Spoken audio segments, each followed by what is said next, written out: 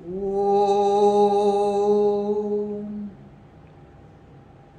जैसे हमने पिछले सत्र में कहा था कि अपने वर्ण स्वधर्म के हिसाब से काम करते करते कर्म अकर्म में हो जाएंगे और हमको जो है सिद्धि प्राप्त होने की एलिजिबिलिटी हो जाएगी, पता चल जाएगा। सिद्धिम प्राप्तो तथा यथा ब्रह्म तथाप्नोति निबोध में समासे नैव कौन्तेय निष्ठा ज्ञान से या परा, कि हमको क्या जानने के बाद हम सिद्धि के लिए एलिजिबिलिटी हो जाएगी, हम संन्यास के लिए हम एलिजिबिलिटी हो जाएगी। जो हमने पिछले जब संन्यास का वर्णन करा था कि सन्यासी के क्या आचरण हैं, वो इसमें सन्यासी के आचरण के तौर पे अगले श्लोकों में आएगा कि हमें जो सिद्धि है ये भगवान ने कहा कि मैं संक्षेप में तुझे बताता हूँ जिसमें तुम्हारी निष्ठा हो जाएगी। तो अब जो सन्यासी के आचरण या जिसने भी ज्ञान योग की तरफ जाना है उसको क्या क्या संभावित उसमें होना चाहिए, ये इन आगे वाले 3 श्लोकों में ये भी बड़े इम्पोर्टेंट श्लोक हैं।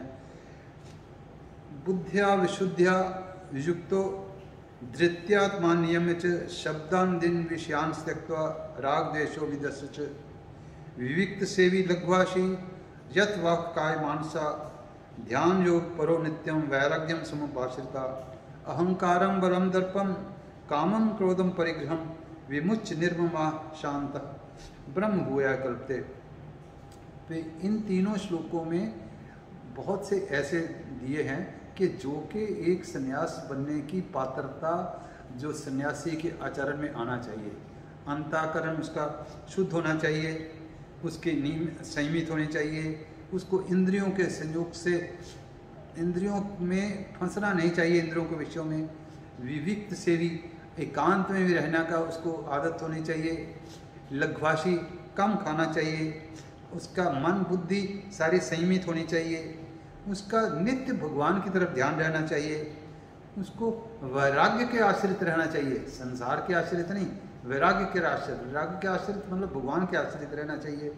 उसमें किसी तरह का अहंकार नहीं होना चाहिए, उसमें किसी तरीके की अपने बल के बारे में नहीं होना चाहिए, उसमें किसी तरीके का दम कि जो है नहीं उसको शो करने की, क्योंकि उसको कुछ गेन करना ही नहीं है। जो ब्रह्म की तरफ है उसको ना कुछ गेन करना है, ना किसी को दिखाना है कि मैं ये हूँ, मैं ज्ञानी हूँ। तो किसी तरीके का दर्प नहीं होना चाहिए, काम किसी तरीके की उसमें डिज़ायर नहीं होनी चाहिए। क्रोध का तो हमने पढ़ा ही है कि क्रोध तो सारा सर्वनाश करता ही करता है। तो जो संन्यास मार्ग में जाने वाला है उसको किसी तरीके का उसमें क्रोध नहीं होना चाहिए। परिग्रहम, उसको किसी तरीके की भी इकट्ठा करने की उसमें भावना नहीं होनी चाहिए। जब ऐसे जो गुण इसमें बताए हुए हैं तो ये जो गुण जिसमें होंगे तो उसको जो है शांति प्राप्त होगी और उसको जो है ब्रह्मभूत कहा जा सकता है।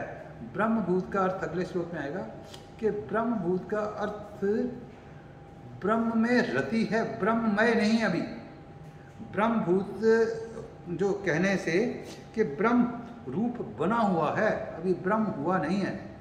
तो ब्रह्म रूप बनने के लिए, ब्रह्मभूत बनने के लिए उसको ये जो इसमें श्लोकों में हमने बताए हैं तो ये उसको ध्यान करके अपनाने से तो सन्यास मार्ग का जैसे सन्यासी के हमने आचरण कैसे होने चाहिए, वो सन्यासी के आचरण इन भावों के ऊपर जो हमने इस श्लोक में जितने भी बताए हैं उसका ये गीता की अगर स्टडी करनी हो तो 18वें अध्याय के 51 से लेकर तो 53वें श्लोक तक इसका वर्णन है।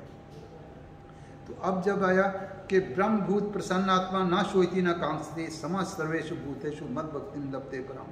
जो ऐसे ब्रह्मभूत हो जाता है वो जो है कोई किसी तरीके की उसकी कामना नहीं रहती, कोई उसको इच्छा नहीं रहती, कोई अभिलाषा नहीं रहती। सम सर्वेषु भूतेषु कि सब प्राणी मात्र में एक ही परमात्मा को देखता है। तो मद भक्तिम लभते पराम, वो मेरी भक्ति को प्राप्त हो जाता है। तो जो जितने गुणों वाला चाहे सन्यासी है तो वो भगवान की भक्ति को प्राप्त हो जाता है।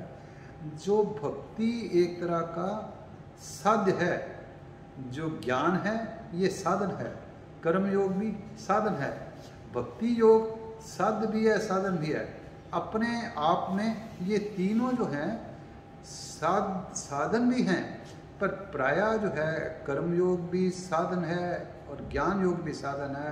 अल्टीमेटली उसका जो भक्ति योग है साध्य यही है। तो जिसकी जैसी जैसी परिस्थिति होगी अल्टीमेटली अगर वो भक्ति योग में आएगा तो हाँ, जो भक्ति योग में आने के भी जो ज्ञानी का भी अल्टीमेटली 3 द्वार हैं कि ज्ञान योग से एंटर हो जाओ, भक्ति योग से एंटर हो जाओ, कर्म योग से एंटर हो जाओ, आगे तो वही स्थिति आनी है।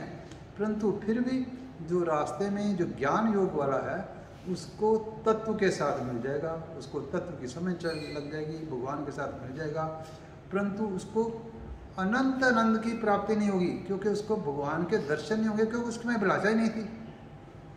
भक्ति वाले ने अपने मन में एक चित्र धारण कर रखा है, तत्व ज्ञान भी उसको प्राप्त हो जाएगा, उसमें पहुंच भी जाएगा।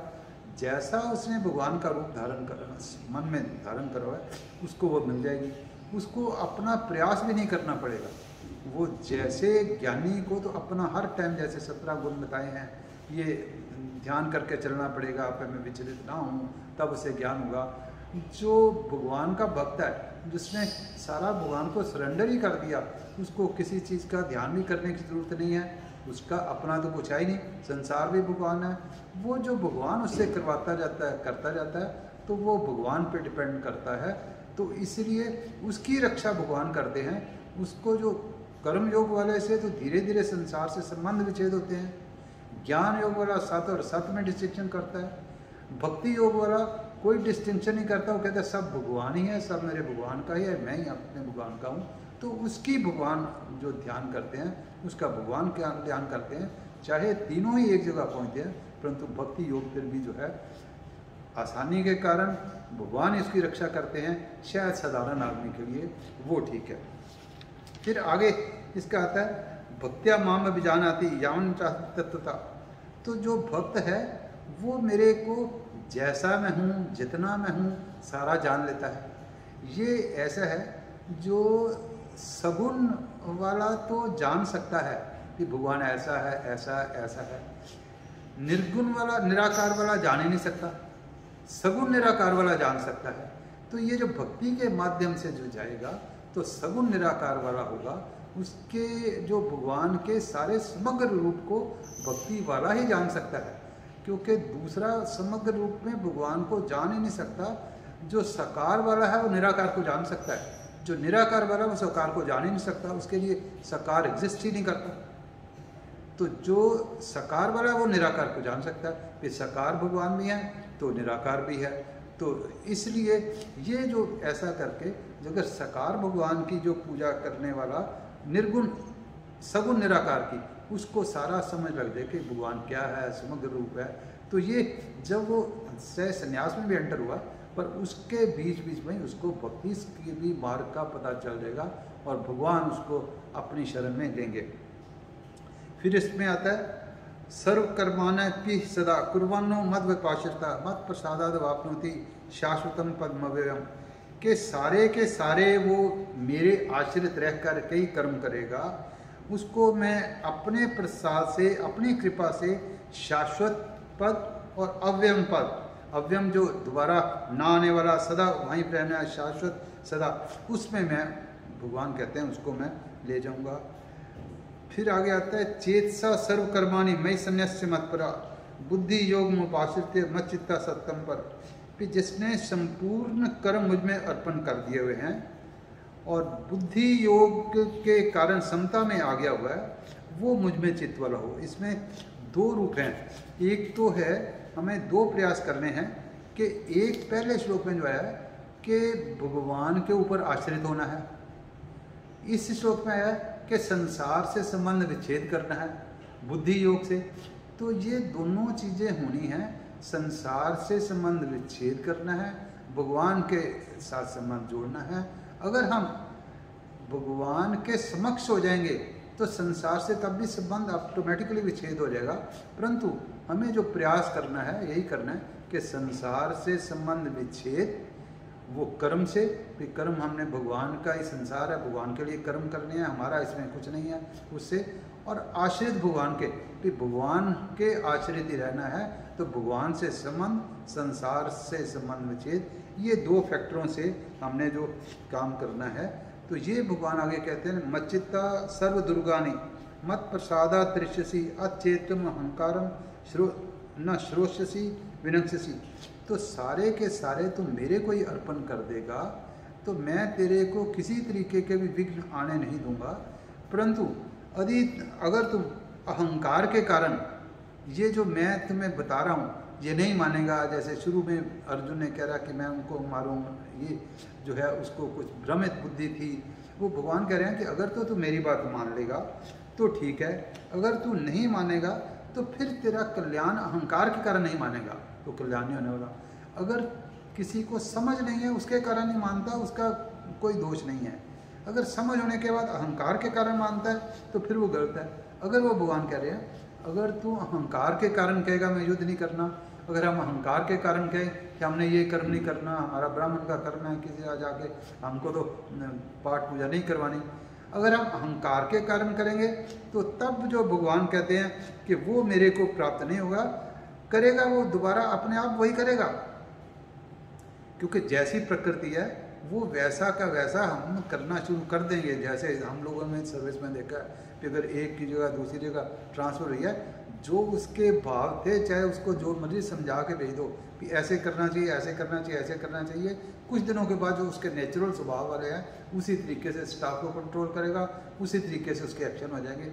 ऐसे ही भगवान ही कहते हैं कि कुछ दिन के लिए लगेगा कि नहीं नहीं ये काम तो गलत है, परंतु स्वभाव के अनुसार दोबारा ऑटोमेटिकली उसमें आ जाता है। जब स्वभाव के साथ दोबारा ऑटोमेटिकली आ जाता है तो फिर उसमें आपके लालच के कारण, आपकी इच्छा के कारण आया तो उसका आपको पाप लगेगा। अगर स्वभाव के कारण नेचुरल वे में आप जाते हो तो आपसे गलत काम भी होता है तो भी आपको उसका जो कोई पाप नहीं लगेगा। तो यही भगवान ने कहा कि अपने स्वभाव से ही जो काम करना चाहिए और उसको जो है त्यागना नहीं चाहिए। जो प्रकृति की तरफ से, जो अपने स्वभाव की तरफ से प्रेरणा आ रही है उसको त्यागना नहीं चाहिए, पर हाँ उसमें आसक्ति और अपना सेल्फ इंटरेस्ट नहीं रख के हमें जो काम करना चाहिए। कहते नहीं करेंगे तो तब भी होगा कैसे यार कि ईश्वर हमारे सब के अंदर बैठा हुआ है। ईश्वर सर्वभूतानां हृदयेश्वरजन तिष्ठति ब्राह्मयन सर्वभूतानि यंत्र रूढ़ानि माया। वो हमारे अंदर बैठा हुआ है, हमें वो चक्की की तरह घुमाता जाएगा। जैसे अगर हम ट्रेन के अंदर बैठ गए तो जहाँ ट्रेन चलती है हमने चलते जाना है, ईश्वर हमारे अंदर बैठा हुआ है, वो हमको जहाँ जहाँ हमने जाना चलाता तो जाएगा, वहाँ ले जाता जाएगा। परंतु अगर हम उसको शरीर के माध्यम को नहीं मान रहे, भगवान को सेपरेट समझ रहे हैं, तो भगवान के साथ अपना संबंध रख रहे हैं, तो तब हमारे जो शरीर के एक्शन है वो हमारे को तंग नहीं करेंगे, हमारे को बंधन करने वाले नहीं होंगे। तो अल्टीमेटली इसका भाव यही निकलता है कि तमेव शरणम गच्छ सर्वभावेन भारत तत्प्रसादात पराम शांति स्थानम प्राप्त शाश्वतम। इसलिए भगवान उसको कहते हैं कि तू मेरी शरण में आ जा। जब मेरी शरण में आ जाएगा तो मैं तुझे जो है परम शांति अविनाशी परम पद को तो प्राप्त हो जाएगा। तो ईश्वर की शरण में जाना ही गीता के अब जो अंतिम भाग चल रहे हैं इसमें यही है कि जो भी करो भगवान की शरण में आ जाओ। भगवान ने अंत में यही कहा कि मेरी शरण में आ जाओ तो मैं तुम्हारा ध्यान कर लूँगा। इसी के साथ ही अगला श्लोक से लगभग एक गीता का एस्पेक्ट खत्म होता है, फिर दोबारा इदम ते ज्ञान माख्यातम गुह्या गुह्यतरमया विमृश्येत दशेषेन यथेच्छसि तथा कुरु।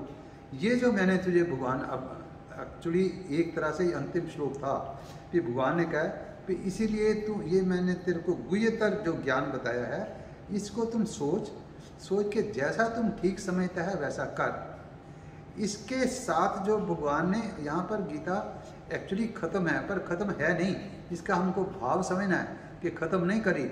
ये भगवान ने एक तरह का जैसे वाटर बॉल होता है उसको फेंकते हैं दोबारा अपने पकड़ने के लिए, इसी तरह से अर्जुन को एक झटका दिया है कि ये जो तेरी समझ में आता है कर।